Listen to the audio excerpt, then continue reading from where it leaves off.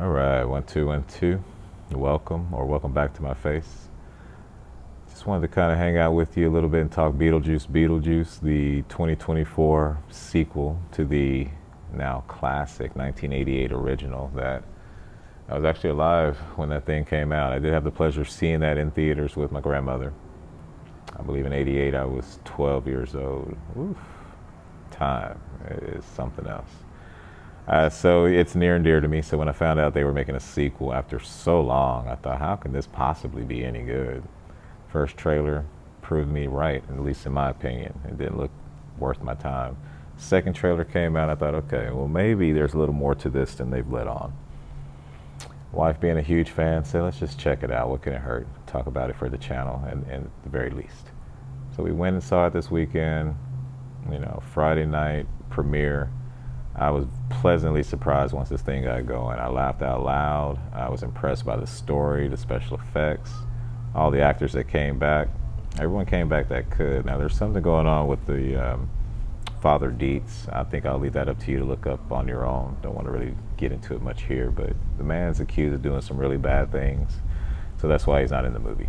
I was curious what happened to his character and why they treated his character the way they did in the film, and this might shed some light on that. It makes sense now. So I thought that was interesting. But as far as the actors, I thought all the actors that came back were great. The new actors I thought were amazing. Standout performances, honestly. I'm going to have to give it to Willem Dafoe. His character was really crazy. Definitely, he's chewing on the scenery, literally, but he's having a good time, and he's fun whenever he shows up. And of course, Michael Keaton coming back. And there's a couple of surprises I don't want to go into. But yeah, that's not why you come here, is for me to list off who's in the movie. So as far as my recommendation, I think you should definitely go out and see this on the big screen if possible. It just looks really good on that IMAX screen, and just seeing it surrounded by fellow fans, it just makes for a great experience, a memorable experience, very similar to what I experienced back in '88. I expect or suspect there'll be some people going through that with this film, so that's cool to see. Movies keep on moving, making memories and bringing people together. So it was a fun time in that regard. Now, as far as my score on this one, it might surprise you a little bit. I did have a great time with it, and this may be a little bit based on nostalgia, but I gave it a 9 out of 10. I think it's a really good time, really great movie. That could, of course, change with second or third viewing, and I may be just high off that nostalgia rush, but I really enjoyed this one. I thought the jokes were really up to date, really modernized, and funny. Now in the third act, it did sort of kind of feel a little bloated, in my opinion.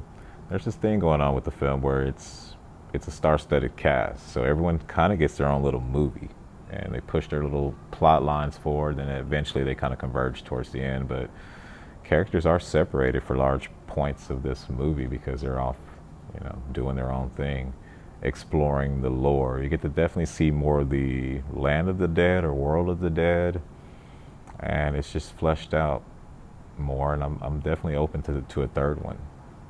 Beetlejuice X3, or they may just put Beetlejuice on the title card. Either way, I'd be there for that one.